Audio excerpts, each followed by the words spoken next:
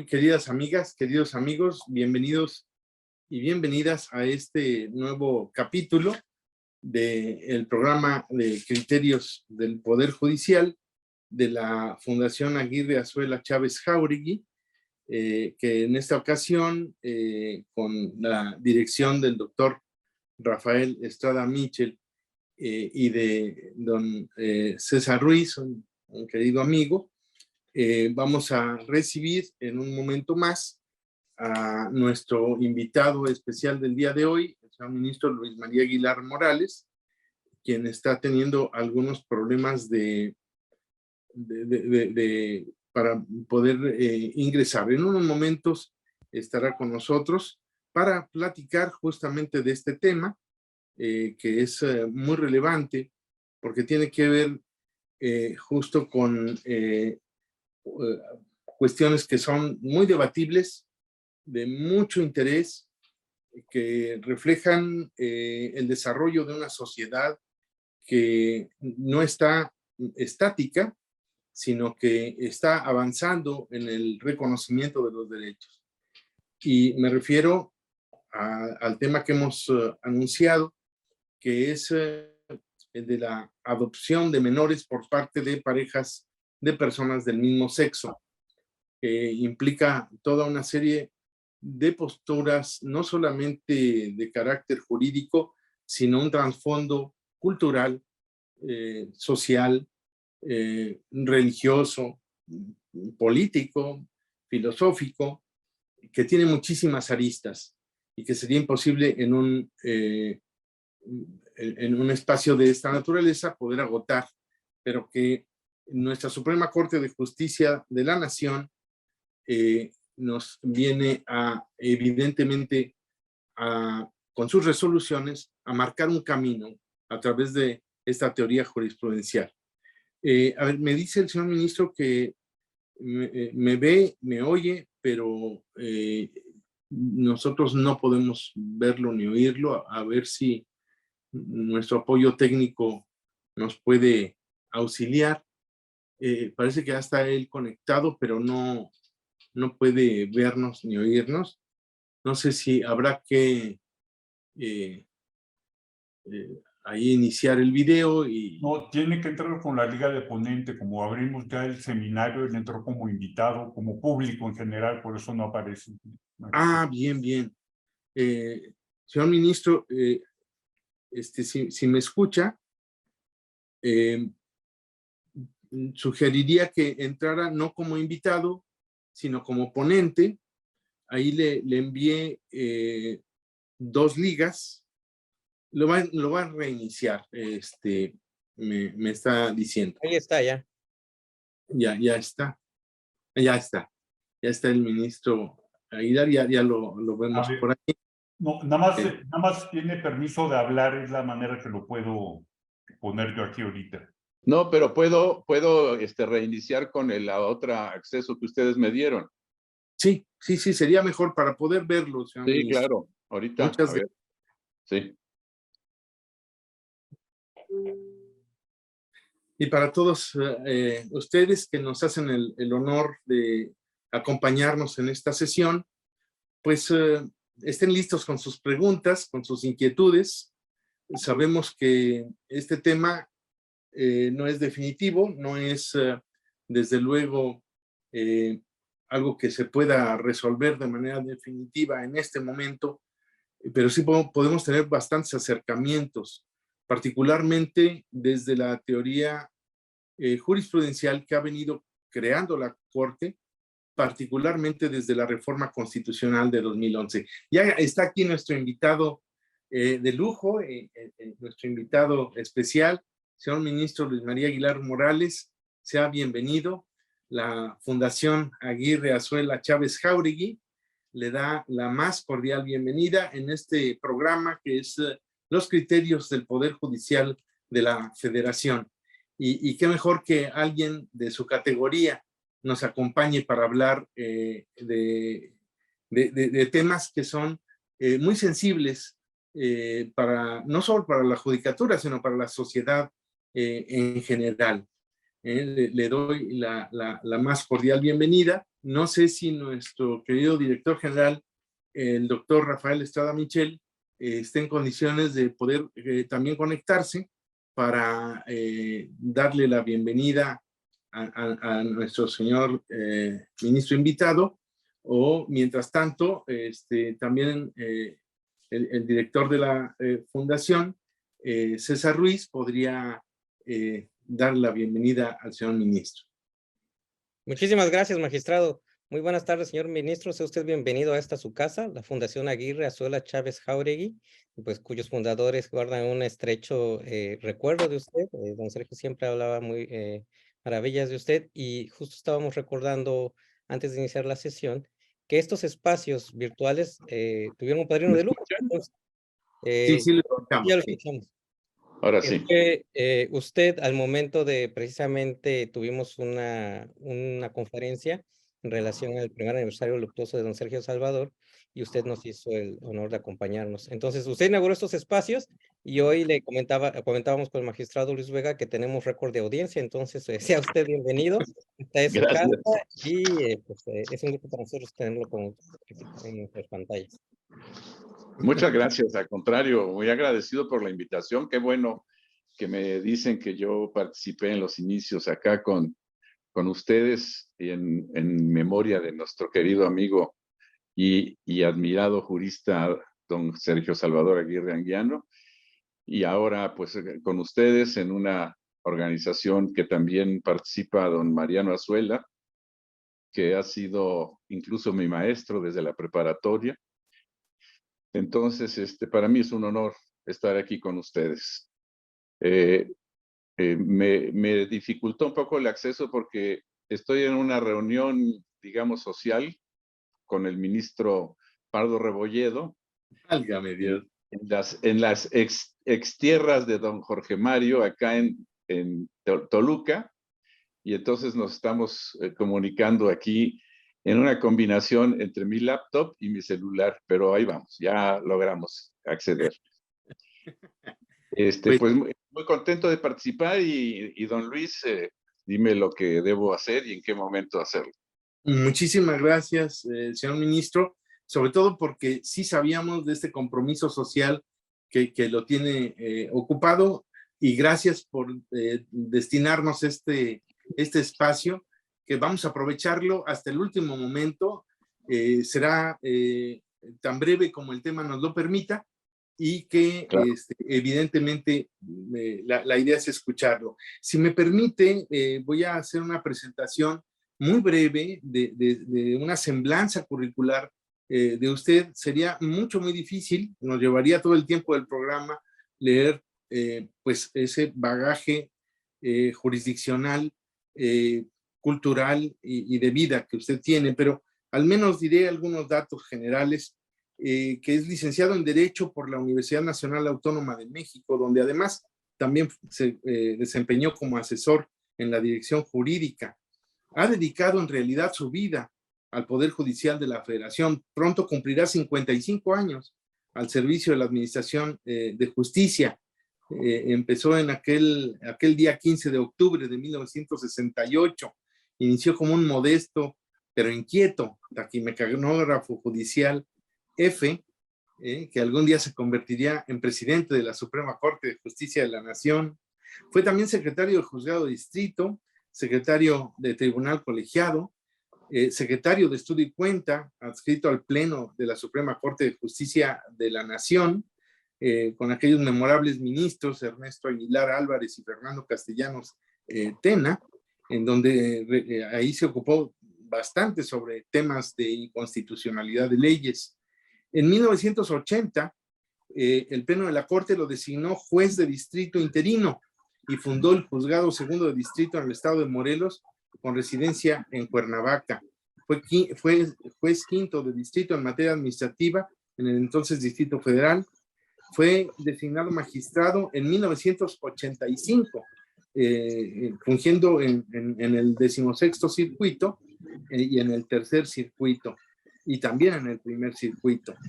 En 95 fue secretario general de la presidencia y oficial mayor de la Suprema Corte de Justicia de la Nación, donde incluso colaboró en la instalación administrativa del recién creado Consejo de la Judicatura Federal. Impulsó la gestión, diseño y creación de la Red Jurídica Nacional. Esto que fue un impacto extraordinario porque marcó el cambio entre la justicia escrita y la tecnológica, que hoy es una realidad del día con día, pues lo impulsó el señor ministro Luis María Aguilar. También, todo el tema relacionado con el portal de Internet, la remodelación del edificio sede de la Suprema Corte de Justicia, la creación y establecimiento de las casas de la cultura jurídica en gran parte de la República, así como el rescate de los archivos históricos del Poder Judicial de la Federación. Fue secretario general de Comunicación y Difusión de la Suprema Corte. También, desde luego, fue consejero de la Judicatura Federal de 2004 a 2009. Allí se distinguió en su administración, entre otras cosas, porque logró dar certeza, unidad, eficacia y transparencia a las funciones del Consejo a través de la creación de acuerdos generales, más de 70 iniciativas en ese aspecto. Fue designado ministro de la Suprema Corte de Justicia de la Nación el 1 de diciembre de 2009 y fue presidente de la Suprema Corte de Justicia de la Nación y del Consejo de la Judicatura Federal de 2015 a 2018, en donde él ha siempre enarbolado de manera muy valiente y muy importante el tema de la independencia judicial, que según sus palabras, es la independencia judicial la que le da nuestra función a las juzgadoras, a los juzgadores responsables de dirimir el conflicto social, la legitimidad que requiere la impartición de justicia en los tiempos de la democracia. Solo desde la independencia judicial, que no es otra, sino la condición que la libre determinación del juez, se pueden proteger los derechos fundamentales de cualquier persona y a través de ellos salvaguardar el interés superior de la República y de sus instituciones democráticas. Cierro comillas.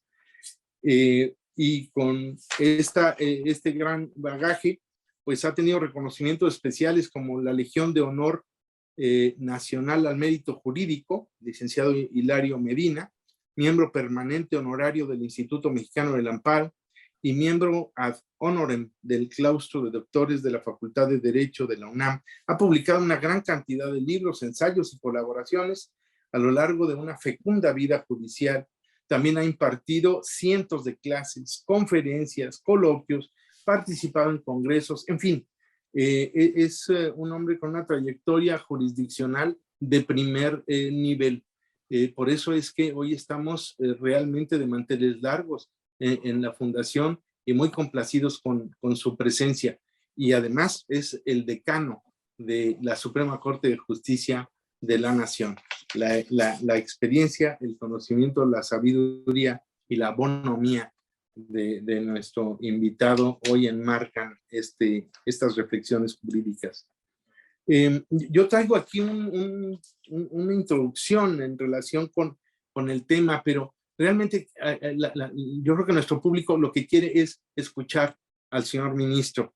La idea es hablar acerca de la familia, de las múltiples formas en que la familia hoy ha tenido esta reconstitución en cuanto a su esencia, en cuanto a sus finalidades y particularmente el tema de los hogares extendidos y los derechos de las personas del mismo sexo a contraer matrimonio, que son pertenecientes a los colectivos de mujeres lesbianas, hombres homosexuales, bisexuales, transgénero, transexuales, transvesti e intersexuales, y entendiendo, desde luego, que hay dos fundamentos básicos o pilares que se soportan en los derechos de la familia, que es, por una parte, el reconocimiento de los derechos de los niños, niñas y adolescentes,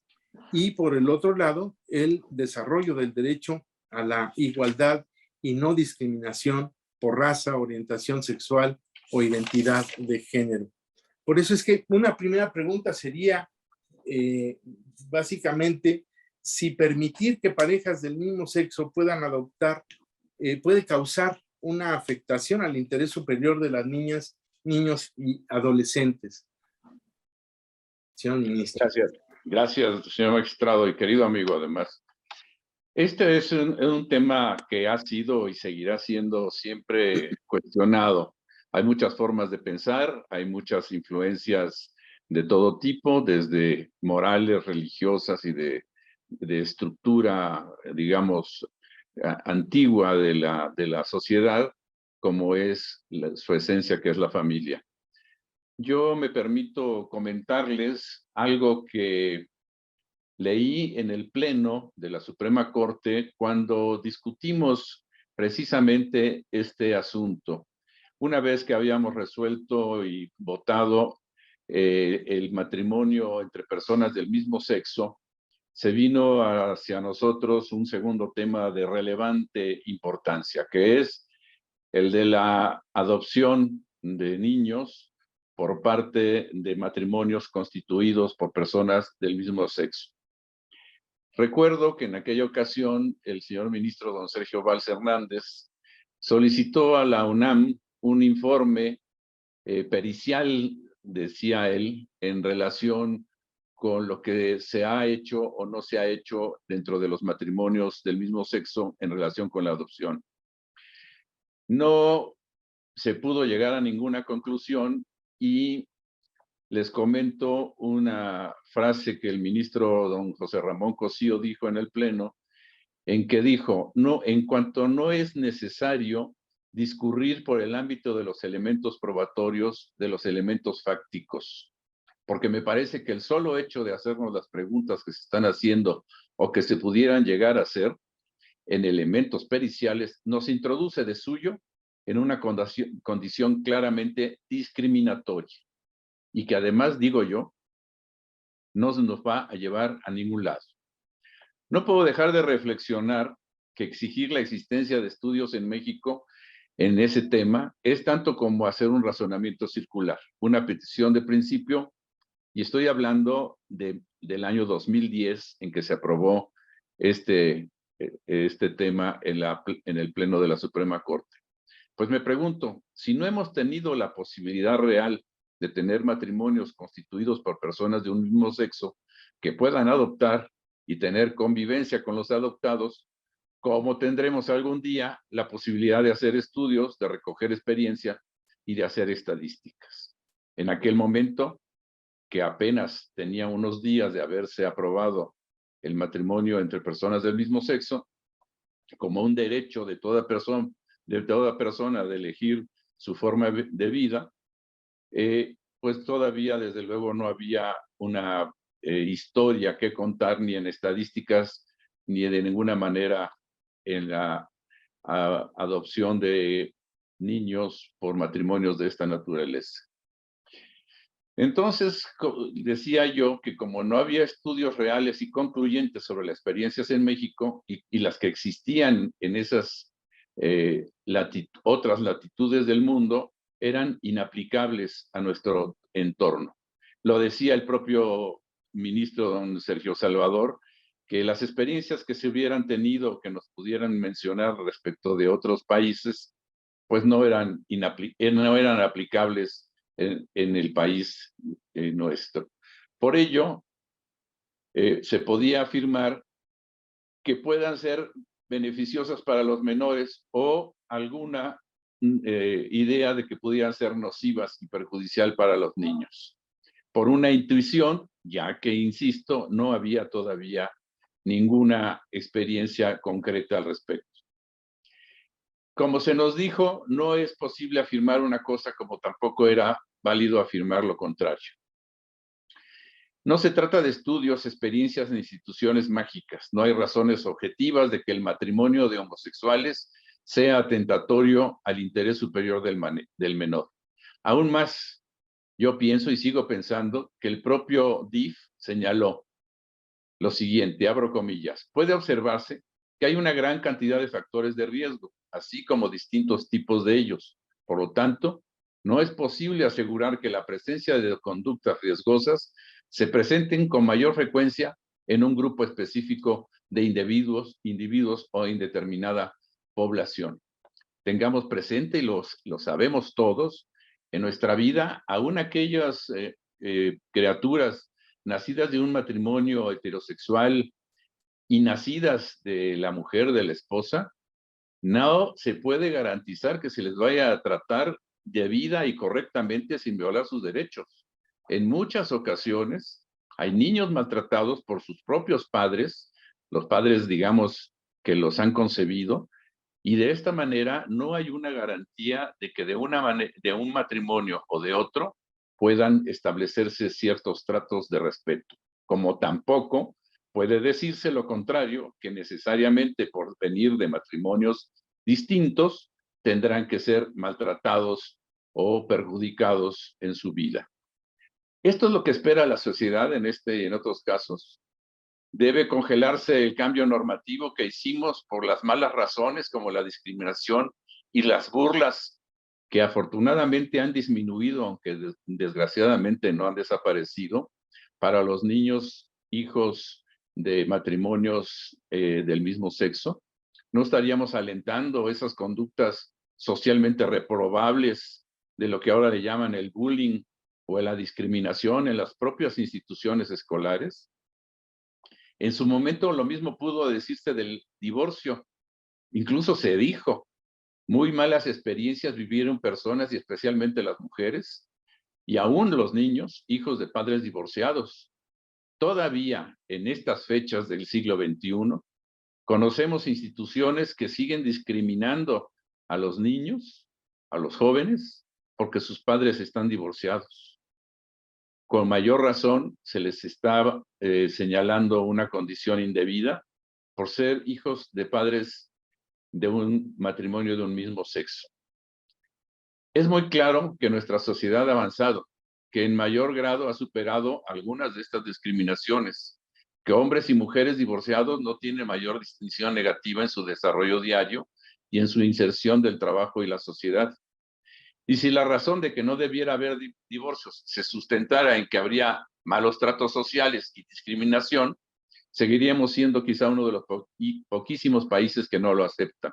Y lo mismo digo que si el hecho mismo de que haya niños en matrimonios de personas del mismo sexo y que por ello se les va a discriminar o a maltratar en la sociedad, pues entonces esa sería una razón que no tendría un fundamento real más que en la discriminación en sí mismo.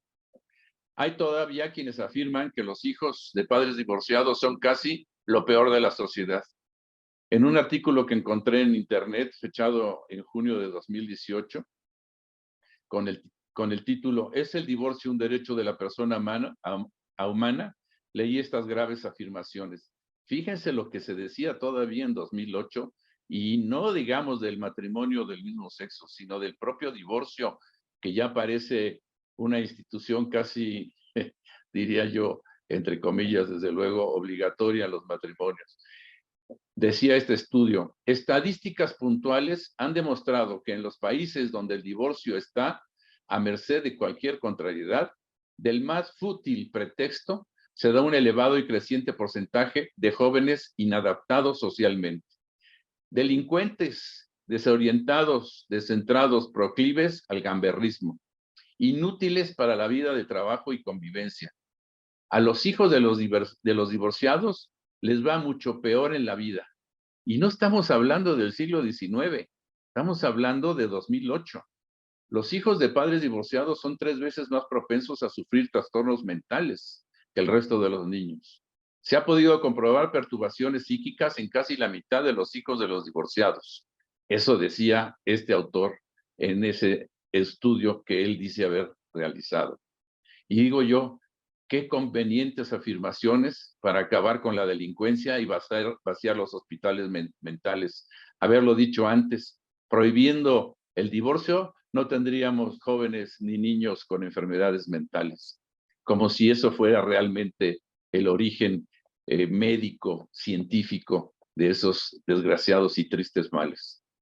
Coincido de nuevo con el ministro Cosío en que se trata de que estamos frente a un problema de estricta y rigurosamente normativa, que no requiere de la utilización de elementos periciales, que además me parece que no existían ni existen todavía en el sistema de estadística que se sigue a nivel nacional. No tenemos realmente un análisis de las condiciones y el desarrollo de los niños dentro de un matrimonio del mismo sexo.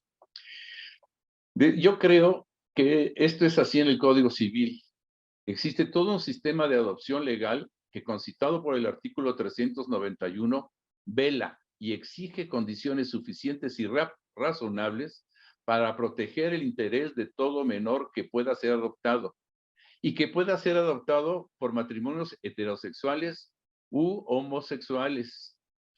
El estudio que se hace en relación con la adopción de cualquier menor, ya sea un tipo de matrimonio o cualquier otro, siempre exige que se vea y se vele por la protección del interés del menor, que siempre sea esa la regla que deba calificar y en su momento aprobar una adopción.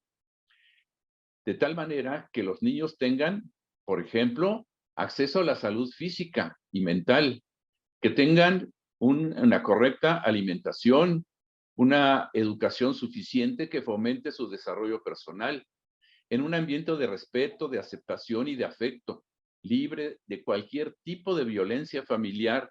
Lo mismo se le exige a un matrimonio del mismo sexo que a un matrimonio heterosexual. Inclusive, esa es una condición que debe velarse siempre, aún en los niños que nacen de padres que los han tenido en gestación la madre. Debe ser una condición para la adopción que se pueda ver la posibilidad de que estos matrimonios, los que sean, le den una adecuada autoestima, que los libre de sobreprotección y de excesos punitivos, y que se fomente en el menor la responsabilidad personal y social.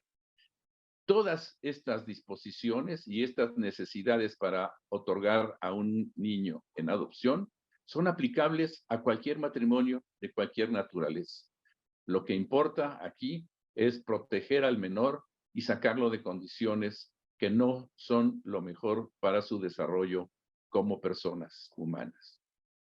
La existencia de matrimonios y familias con miembros homosexuales ni impulsa, ni prohíbe, ni mucho menos excluye la continuación y el crecimiento de las familias heterosexuales. No se trata ni en la realidad ni en la legislación de destruir a la familia, sino de enriquecer su contenido, de reconocer la variedad que se puede dar, de hacer posible la unión de personas para cuidarse, para quererse, para protegerse y para tener vida en común.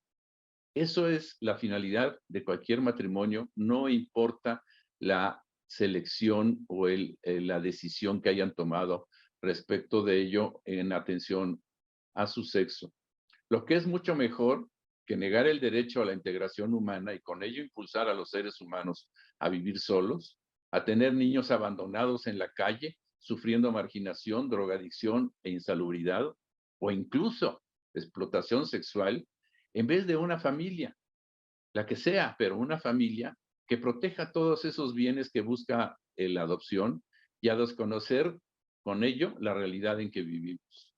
Si vamos a encontrar un sentido de familia en el artículo 4 constitucional, debemos entender que ese sentido debe ser progresista e incluyente y por tanto que en ese concepto de familia se incluya todas las formas que la sociedad realmente tiene y coexisten, concretamente en el caso de nuestra sociedad en la capital de la República.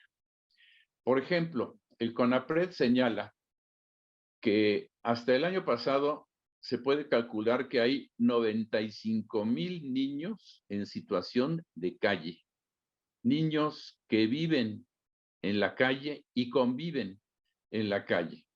Si un niño ha vivido 10 años en condición de calle, sacarlo de esa inercia es un proceso larguísimo, pero si tiene un año, es mucho más rápido sacarlo.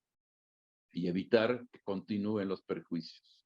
En el caso de los niños desvinculados totalmente de sus familias, que trabajan, que duermen bajo los puentes, que duermen o viven en coladeras o en las cercanías de parques o metros, que viven realmente en la calle, la situación resulta aún más complicada.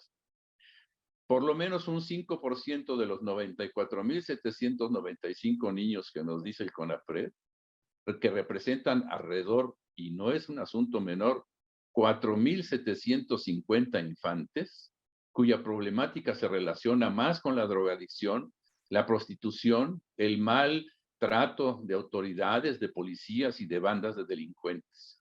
Y agrego yo, también están en condiciones de mala nutrición o de franca desnutrición, sin protección médica de salud y sin educación alguna. Hay muchísimos casos, tristísimos casos, en que esas criaturas que viven inclusive en la calle y en las coladeras, tienen y gestan otras criaturas y que van a vivir en ese ambiente de delincuencia, de tristeza, de falta de nutrición y de falta de educación. ¿Qué mejor que cumpliendo con todos los parámetros de protección de los niños, se les pueda dar en adopción no solo a los matrimonios heterosexuales, sino también a los matrimonios homosexuales, pero también protegiendo y vigilando desde el análisis que se hace para otorgarles la adopción, de que van a darles todo lo necesario para desarrollarse como personas y seres humanos. Lo dije antes y lo repito. El artículo 391 del Código Civil, precisamente porque se encuentra inserto configurando un sistema jurídico de protección del interés superior del niño, es suficiente para impeler a quienes lo aplican a proteger dicho interés y a verificar, y esto es muy importante en la adopción, que existan garantías razonables conforme al sistema normativo de que ese interés superior será protegido frente a cualquiera, no importando su condición personal o su preferencia sexual. Como integrante del Tribunal Constitucional de nuestro país, consideré como mi obligación vigilar que los actos, pero especialmente las normas y las leyes, sean respetuosas de los derechos de todos, de los que habitamos este gran país, pero especialmente del interés que en su nombre lo lleva, es superior del menor. Por eso espero que estos niños, como todos los que hayan nacido en cualquier condición, tengan la oportunidad de pertenecer a una familia y que ésta, considerada como un grupo humano, se responsabilice de su cuidado, que vigile su educación, que les procure un techo digno y condiciones materiales para su diversión, para su salud y su crecimiento, pero sobre todo que con las experiencias y exigencias que impone la ley, los acoja con cariño ese matrimonio, que sea su refugio en tiempos malos, pero también su campo de despegue para insertarse en el mundo real, el que se vive cada día, y puedan participar en el cambio de una sociedad más tolerante, más equitativa y más solidaria, que todos los niños puedan tener en beneficio de ellos mismos una familia que los proteja, que no importe quiénes son los integrantes, lo que importe es que se cumplan los anhelos de protección y desarrollo como persona humana de estas criaturas. Por eso, y con estas razones que he sintetizado, voté a favor de la adopción de los niños por matrimonios de personas integradas del mismo sexo, de tal manera que estoy con la convicción de que esto puede ser lo mejor para esa cantidad de criaturas que en vez de vivir en la calle, deben vivir en un ámbito familiar que les proporcione todos estos beneficios y que los haga crecer como seres humanos. Hasta aquí sería mi participación inicial, don Luis Vega.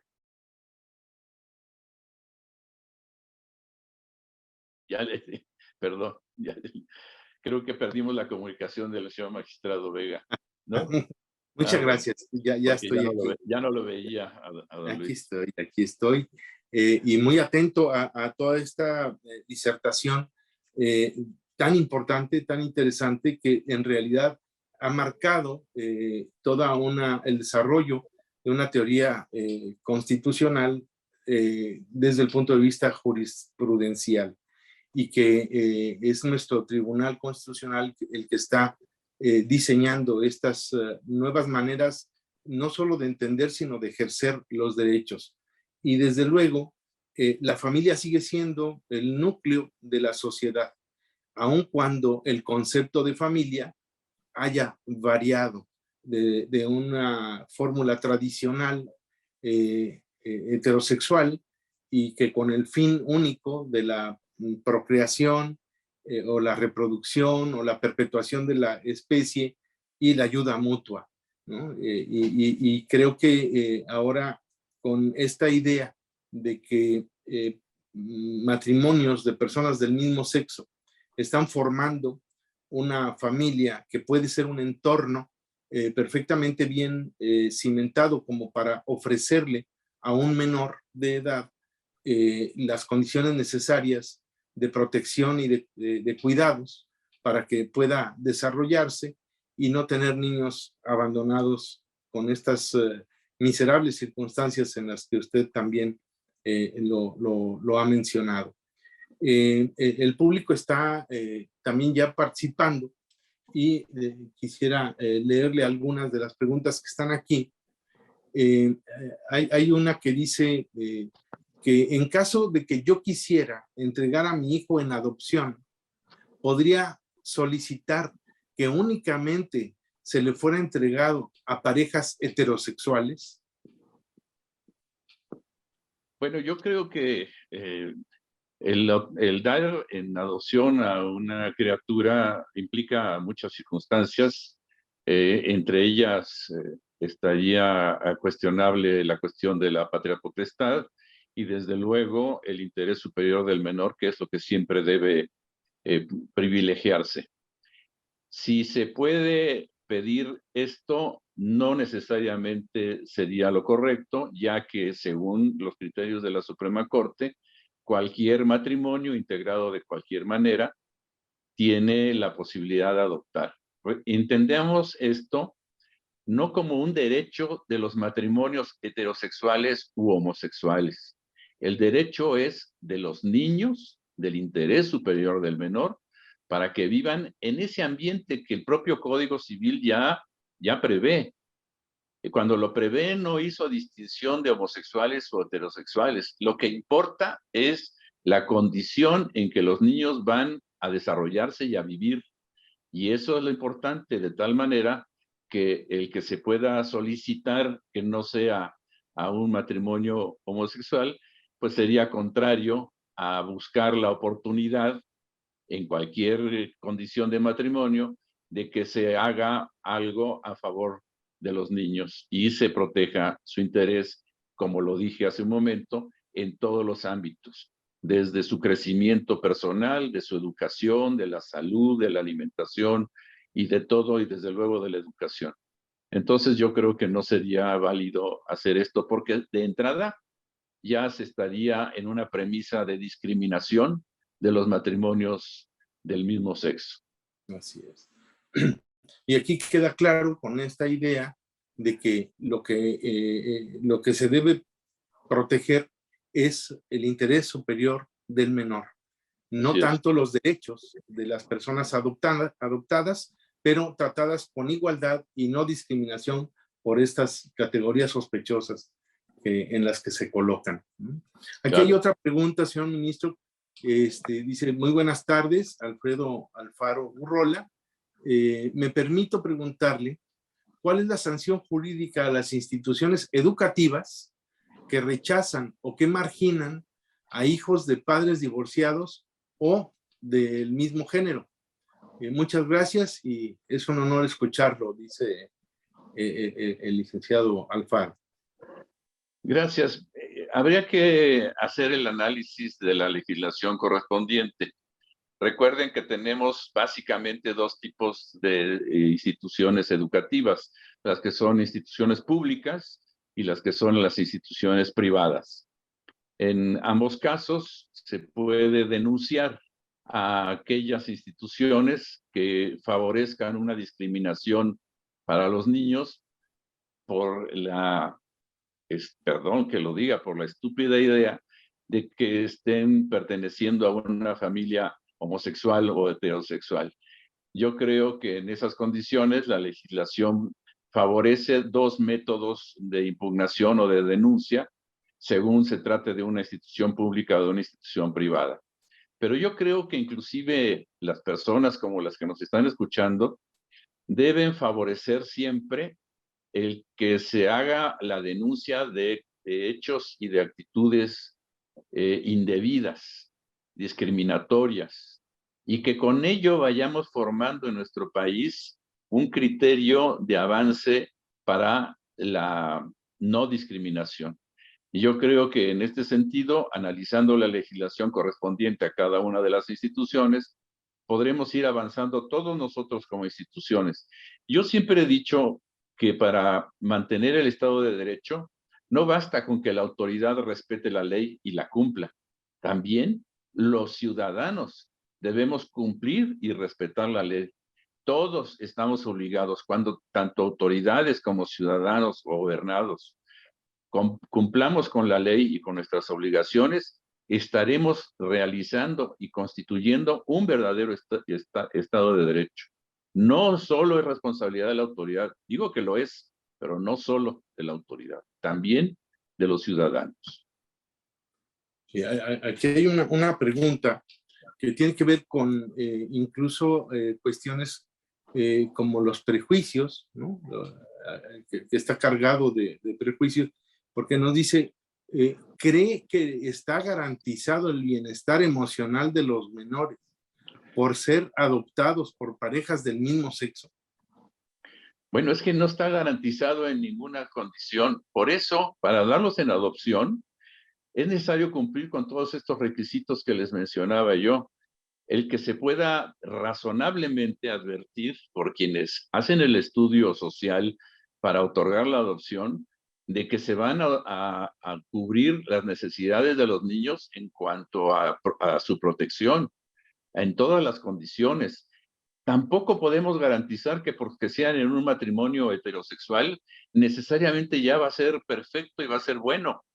Lo que necesitamos es garantizar que quienes lo hagan, en cualquier condición heterosexual o homosexual, cumplan con proteger al menor y respetar todos sus derechos. Que se les den todas las condiciones que como seres humanos requieren para vivir plenamente como seres humanos. Entonces, yo creo que no se trata de que garanticemos que porque es heterosexual u homosexual, se va a cubrir estas necesidades fundamentales de los niños. Lo que se tiene que hacer, como se hace siempre en una adopción, heterosexual o no, es analizar en qué entorno, en qué vida, en qué condiciones va a integrar un niño en una familia. Aquí nos pregunta también Carmen Olalde, dice, buenas tardes, ¿a qué obstáculos sociales, culturales, religiosos se enfrentó la Suprema Corte de Justicia de la Nación antes de aprobar, me parece que antes de resolver, en favor de la adopción homoparental? Bueno, en realidad esa es una percepción, y la entiendo, social, de que nos encontramos muchas veces presionados o arrinconados por algunas condiciones. La verdad es que no es así. Cuando nosotros hacemos un estudio en relación con un tema, hacemos nuestras referencias básicas a la Constitución, a las instituciones que ahí se establecen, a los derechos que ahora el artículo 1 constitucional expresamente señala, pero que ya existían desde siempre. Y yo creo que en ese sentido es muy importante que mientras haya el cumplimiento de la norma y el respeto a la Constitución, nosotros nos sentimos, y lo digo en mis 50 años de experiencia, tranquilos, satisfechos, razonablemente seguros de que estamos actuando conforme a nuestro criterio y a los principios que nos establece la Constitución. No hay realmente, que yo lo haya percibido, inclusive siendo juez, magistrado y ahora ministro, una presión que nos obligue a cambiar nuestra forma de pensar o de concebir un problema jurídico. Normalmente nosotros lo hacemos con la convicción de que estamos cumpliendo con nuestra función de juzgadores, de Tribunal Constitucional, en nuestro caso de ministros, y por lo tanto, en ese sentido, creo que nos podemos sentir muy tranquilos y no dejar de escuchar, eso sí, las opiniones de la sociedad, porque finalmente, pues somos servidores públicos y tenemos que escuchar lo que se diga y poder reflexionar respecto de ello. Pero de ahí a sentirnos presionados, pues la verdad yo no lo he percibido así. Así es, sí. Sí, me parece que también la inquietud surgía por el hecho de la, digamos, relevancia del pronunciamiento, ¿no? Porque era Sí, claro. reconocer un derecho que socialmente, por prejuicios o por costumbre o por tradiciones, había sido una especie de tema tabú, el de la homosexualidad, donde incluso en la actualidad en algunos países todavía sigue siendo perseguido. Así es. Así es. Aquí No, hay no una... solo eso, y no solo eso, perdón, magistrado, no solo eso, sino que hemos avanzado. Nuestra constitución es una constitución que nos permite, con mucha amplitud, sin tratar de encajonar la vida de las personas, nos permite con mucha amplitud ir avanzando en los criterios jurídicos de tolerancia y de no discriminación de los demás. No importa si a mí me parece en lo personal o no una condición, no importa si yo estoy o no de acuerdo, lo que tiene que importar es que los derechos de los demás deben ser respetados y entre ellos decisiones tan importantes como elegir su forma de vida, sus condiciones específicas y por lo tanto, más allá de las preferencias personales que todos podemos tener por nuestra educación o por las tradiciones, como usted decía, don Luis, yo creo que debemos estar por encima de ello y buscar el beneficio de la sociedad, el avance de una no discriminación y el respeto de los derechos de todas las personas. No todos pensamos lo mismo, pero todos tenemos derecho a pensar diferente. Y en eso consiste la tolerancia. Y junto con la tolerancia, pues los pilares fundamentales del derecho, pues son justamente la igualdad, la no discriminación y el ejercicio de las libertades, que eso es lo toral. Aquí hay otra pregunta, pero pareciera ser que se trata de una juzgadora y plantea un caso. Pero bueno, se lo leo, ya usted sabrá si lo contesta o no. Dice, estoy resolviendo un caso en donde la madre de un niño demanda el desconocimiento de la maternidad de la que era su pareja y que había reconocido a ese hijo. Ciertamente hay un vínculo y así se demostró cuando escuchó al niño. No obstante, la ahora madre tiene una pareja del sexo masculino, quien tiene la intención de ser el padre para ese niño a raíz de la separación con la madre que lo había reconocido. ¿Cómo podría resolverse este asunto? Bueno, habrá que tomar en cuenta los factores, tanto inclusive científicos respecto del ADN, para desconocer o reconocer la maternidad, pero yo creo que se refiere más al ámbito de convivencia personal, en que la criatura, por lo que lo mencionan, puede reconocer a alguien como parte de su familia, pero yo creo que ahí sin que me arriesgue yo a hacer un pronunciamiento del cual en su caso me tenga que excusar en la Suprema Corte, yo creo que hay que analizar, como parece ser, desde luego, analizar caso por caso y escuchar a los interesados en todas sus opiniones. Eso es lo que debe hacer un juzgador, escuchar y valorar las opiniones de todos. Insisto, en caso de los niños, lo que debe reflexionar y preocuparse el juzgador es por proteger al interés superior del niño por sobre todas las otras condiciones. No importan las preferencias, los gustos o los deseos de unas personas por encima de los niños. Ya la Suprema Corte, por ejemplo, ha decidido que no es exactamente lo correcto, que había sido una costumbre, que en los casos de separación sea la mamá, la mujer a la que se le otorga el cuidado de los niños, porque habrá que ver caso por caso cuál es lo más conveniente, insisto, perdón que insista, en protección del interés superior del menor. Sí, muchas gracias. Aquí Mario Mena nos dice, ¿por qué desde su punto de vista el que se den en adopción a un menor o a una pareja homosexual no influye en su desarrollo social, familiar, escolar, etcétera, en materia de discriminación, bullying, que por la idiosincrasia de nuestra sociedad tradicionalista? Así está escrita la... Bueno, pues como lo entiendo yo, es que eso es algo que debemos evitar. Precisamente debemos caminar en que estas condiciones no sean motivo de discriminación, de burla o de desprecio, de inclusive separación de la vida social de estas personas, ni tanto los integrantes de la familia como padres, ni los niños, desde luego, con mayor razón. De tal manera que el hecho de que se forme parte de una familia integrada de una manera o de otra, no debe ser motivo nunca de que se le pueda perjudicar al menor por sus condiciones de origen. Es que tenemos que entender que la discriminación nunca es buena en ningún sentido.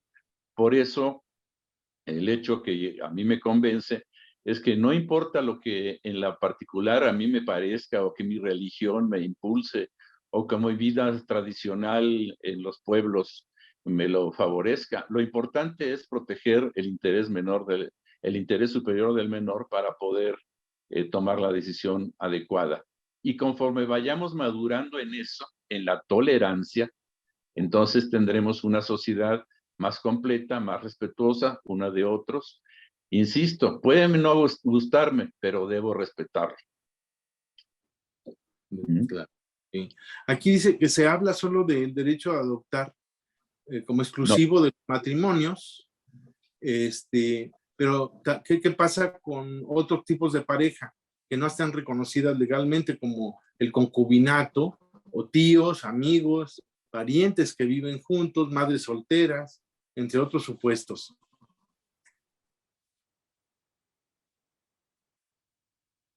Bueno, creo que como que lo que quiere decir es que... Se ha dado...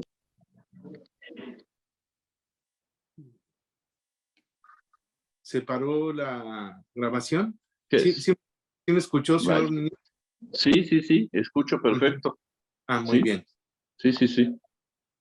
No, yo digo que eso no tiene realmente ninguna explicación en cualquier tipo de adopción que se vaya a hacer. Se ha hecho históricamente, inclusive con personas solteras.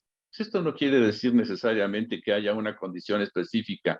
La condición específica, y que no es un derecho del adoptante, es el derecho del menor de vivir en las condiciones que la ley le señala, que es el interés superior de su salud, de su vida, de su desarrollo, de su educación y de todo lo que se necesita para crecer como ser humano. Nos pregunta Georgina Gómez, ¿cómo es que ha sido aplicada o entendida por los juzgados familiares en la República esta determinación de la Suprema Corte? ¿Si la están aplicando o no? Ay, bueno, la verdad es que tan cerca de esa operatividad de los tribunales y seguramente que son del fuero común, no he tenido la información suficiente como para decir que se hace en un lugar o en otro, o en algunos juzgados o en otros no, alguna condición o alguna conducta. Lo que sí espero, y eso debe ser, es que se respeten los criterios obligatorios, vinculatorios de la Suprema Corte de Justicia como Tribunal Constitucional. Y eso es lo que debe hacer todo juzgador, porque así lo determina nuestra Carta Suprema.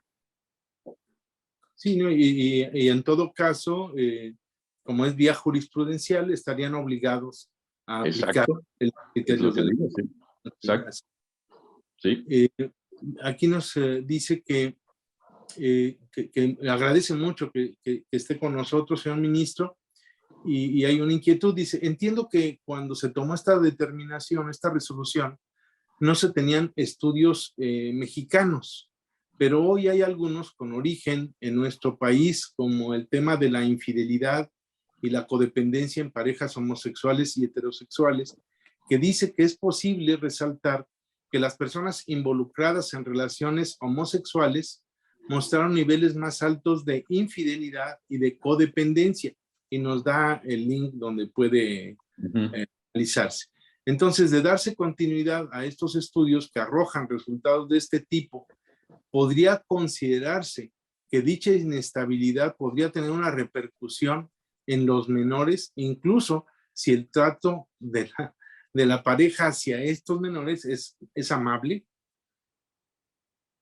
Bueno, es que yo no podría afirmar, a pesar de ese estudio, que ese tipo de conductas de las parejas sean exclusivas o sean propias de los matrimonios homosexuales. Esto y lo vivo yo todos los días, rodeado de amigos y de familia, en que el matrimonio heterosexual termina en gran número ahora en divorcios, de tal manera que esas separaciones o esas infidelidades pues se dan no necesariamente porque sean matrimonios homosexuales, se dan en cualquier tipo de matrimonios y cualquiera que sean las condiciones en que se hayan casado, de tal manera que yo no creo que eso pueda ser generalizado en los matrimonios homosexuales. Pero insisto, y esto es lo que yo quisiera que se tomara muy en cuenta, lo que importa es que a la hora de evaluar a un matrimonio de cualquier tipo de sexo para darla en adopción a un niño, se deben razonablemente advertir con los estudios sociales correspondientes que sus condiciones van a favorecer el desarrollo de los mejores derechos de los menores. Y eso es lo importante. Eso es lo importante. Aún en los divorcios que vivimos todos los días de matrimonios heterosexuales, la protección de los menores es cada vez más importante. Y lo vemos, los mismos padres lo comprenden. A la hora que se divorcian, normalmente tratan de que los niños no lo sufran en mayor medida y que siempre estén cuidados, protegidos y queridos por ambos padres. Porque el que se hayan divorciado no les quita su condición de papás. Y me refiero a papás o mamás. Así es. Sí, y justamente la siguiente pregunta, y yo creo que con esta vamos a terminar para no abusar de su tiempo, señor ministro, dice, ¿cree usted que los roles del padre y de la madre ya están en desuso? Porque al tener padre y madre, es mejor para el menor, y cada vez que se prefiera a estas parejas sobre las homosexuales, también siempre se incurriría en una discriminación, y eso favorecería al matrimonio, pero no al menor. Hay un caso, el caso que se llama el niño Lucio, yo no lo conozco ese caso, pero bueno, finalmente lo que está tratando aquí es el tema de los roles, ¿no? De los roles que se asumen en la educación del niño o de la niña. Sí, sí, bueno, en efecto, yo creo que se están cambiando los roles, no solo legalmente, sino socialmente. Ya no necesariamente a la mujer le deben corresponder ciertos roles dentro de la familia o dentro de la vida en casa. Los hombres deben asumir y debemos asumir una gran cantidad de roles que tradicional e indebidamente les habíamos atribuido solo a las mujeres. Somos igual de partícipes hombres y mujeres en el desarrollo de los niños, porque estamos hablando en esta ocasión del desarrollo y del interés superior del menor. Y yo creo que estos roles, mientras más se vayan modificando a favor de la protección de los menores, pues yo creo que será siempre lo más sano y lo más adecuado como protección de seres humanos en formación. Entonces, yo creo que no importa si los roles se han seguido de una manera o de otra, yo creo que se deben modificar aquellos que no sean los más favorables para las criaturas y para los niños adoptados. Así es. No, pues, señor ministro, hay muchas más preguntas. Sí, pues. y que están Yo ya, lo imagino. ya abundando y la verdad es que todas son muy importantes, muy interesantes, porque justamente están refiriéndose a temas de discriminación, a temas de intolerancia, a temas relacionados con la educación de los niños y las niñas, ¿no? Hasta preguntan que si un hombre o dos hombres podrían enseñar a una niña cuestiones propias de la niña, cuestiones relacionadas con la menstruación, etcétera. Pero bueno, es un tema muy difícil de agotar. Sin embargo, me parece que, salvo mejor opinión de nuestro público, la Suprema Corte de Justicia de la Nación y usted como ministro que ha sostenido estos criterios, se logra empatar con gran elocuencia y además con un sentido sistémico, tanto la igualdad y la no discriminación de los presuntos padres adoptantes, y la seguridad, el interés superior de los menores presuntos adoptados. Y me parece que es una resolución legalmente sostenible con base en los criterios que nuestra Constitución ya ha acogido y además con base en criterios de carácter internacional, que eso también nos faltó platicar, todas las fuentes internacionales que hay muchísimas fuentes internacionales, muchos estudios al respecto. Pero bueno, el tiempo es siempre nuestro mayor amigo. Gracias. Y Yo nada más quisiera, por favor. Resaltar, en esta pregunta se da por sentados que ciertos roles de hombres y mujeres deben seguirse sosteniendo porque son, entre comillas, de hombres y de mujeres.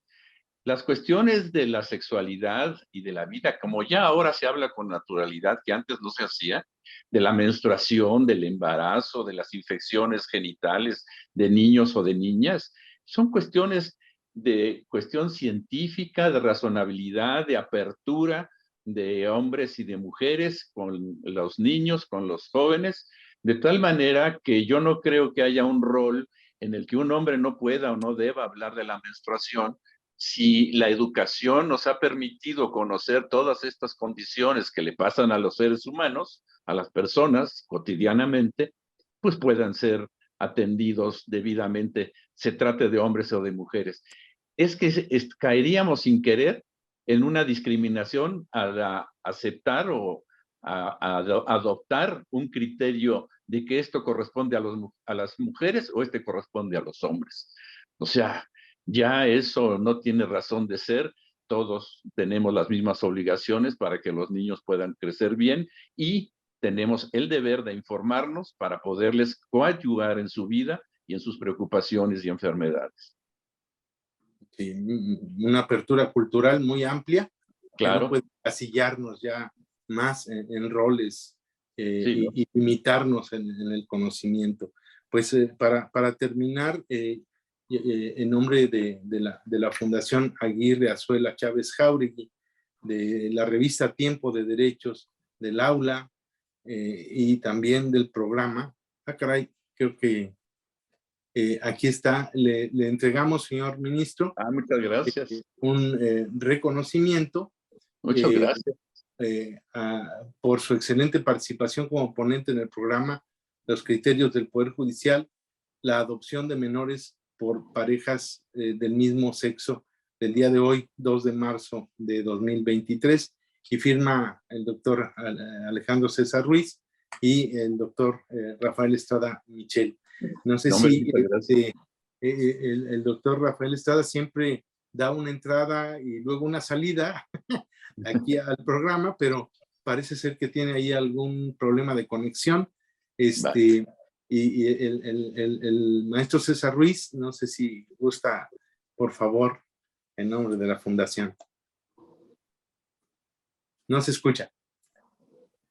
Muchísimas gracias, señor ministro, por su tiempo y por esta amena y bastante empática y profunda charla sobre un tema bastante espinoso que sin duda nos deja muchas más preguntas todavía que esperamos podamos compartir con usted en un segundo programa o hasta incluso en un tercero, porque pues efectivamente este tema queda para largo. Muchísimas gracias por estar con nosotros. La Fundación le agradece su presencia. Como insistimos con usted, inauguramos este Gracias tipo a ustedes. de espacios y pues gracias a usted seguimos acá vigentes. Muchísimas gracias. Para mí ha sido no solo un gusto, sino de veras un honor, porque además don Mariano y don Sergio Salvador fueron mis predecesores en la Suprema Corte, mucho aprendí de ellos y por lo tanto me siento orgulloso de que me hayan invitado y me hayan tomado en cuenta. Gracias. Y como padrino también de estos espacios, ¿no? Pues sí, afortunadamente.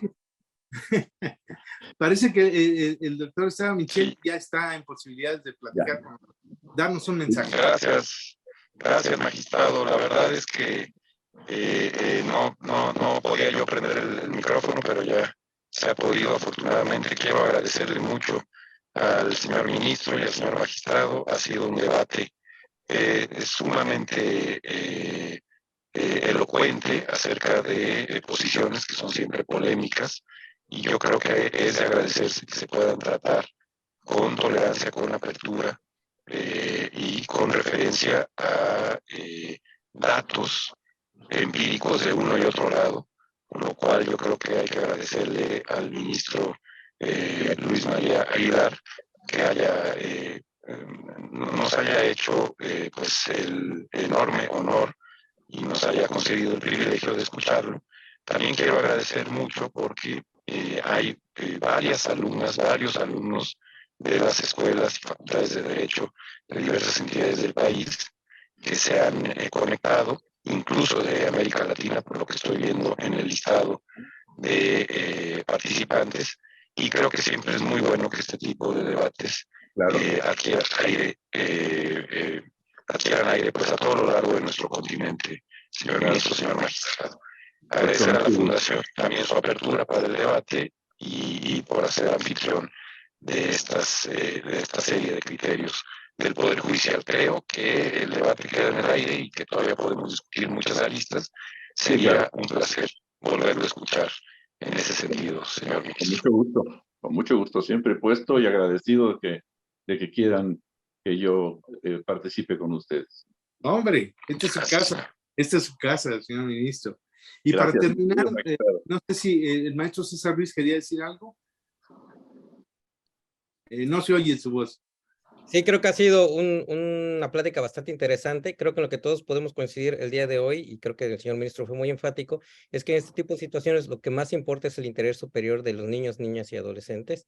El sexo de sus adoptantes, sus condiciones quizás vienen siendo un poco secundarias, porque lo que más importa, lo que debe de realmente ser relevante a la toma de estas decisiones, es qué es mejor para los niños. Creo que en eso podemos coincidir todos y nos puede servir de punto de partida para una plática subsecuente. Claro que sí. Pues, despido. Bueno, pues si me permite, perdón, magistrado, ¿sí? Nada más recordarle como siempre a nuestro público que le agradecemos su presencia, pues que los esperamos en estos programas, en estos espacios que son para ustedes todas las semanas. La siguiente semana nos vemos en materia penal y el lunes, aprovechando que está ahí el ministro Luis María Aguilar, acompañado del ministro Pardo, pues los esperamos también con el ministro Pardo el próximo lunes en punto de las 5 de la tarde con nuestro programa Orden Constitucional. Y les recordamos que a partir del martes 7 de marzo tendremos nuestros programas presenciales, talleres presenciales de capacitación sobre los criterios más recientes del Semanario Judicial de la Federación. Empezamos con materia penal en el edificio alterno de la Suprema Corte allá en Revolución. Muchísimas gracias, señor ministro. Perdón, al contrario, muchas gracias. Muchas gracias.